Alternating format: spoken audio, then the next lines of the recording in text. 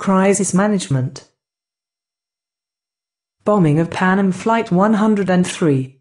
As revenge for the bombing of a Berlin nightclub where 2 U.S. personnel were killed, President Ronald Reagan ordered the bombing of Libya's capital Tripoli and the Libyan city of Benghazi in 1986. The 2 men whom investigators believe are the bombers were in Libya. On December 21, 1988, Pan Am Flight 103 exploded over Lockerbie, Scotland, killing all 259 people on board as well as 11 on the ground.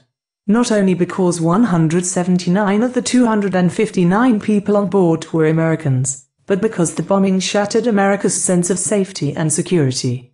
The US and the UK were angry that Gaddafi would not turn over the wanted men, so they approached the United Nations Security Council for help.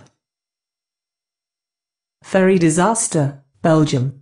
Despite a calm sea and a clear view, the British ferry Herald of Free Enterprise capsized, overturned, on March 6, 1987. The accident happened just off the Belgian coast, near the harbour of Zeebrugge from where the ferry had left. The ship had a crew of 80 and carried 459 passengers, 81 cars, 3 buses, and 47 trucks. The directors did not have any proper comprehension of what their duties were. There appears to have been a lack of thought about the way in which the Herald ought to have been organised for the Dover-Zeebrugge run.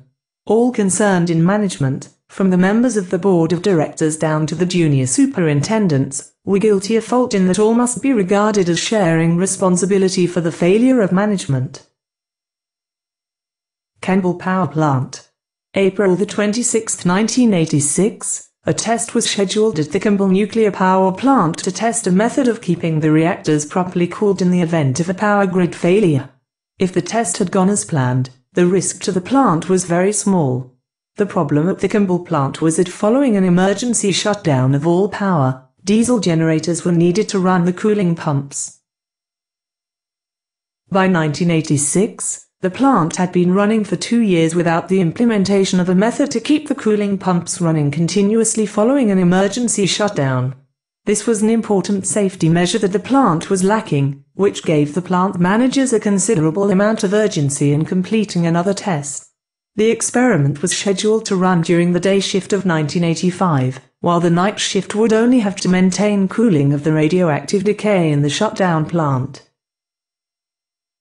However, another power generator nearby unexpectedly shut down, necessitating the need for the Campbell plant to delay the test and continue producing power.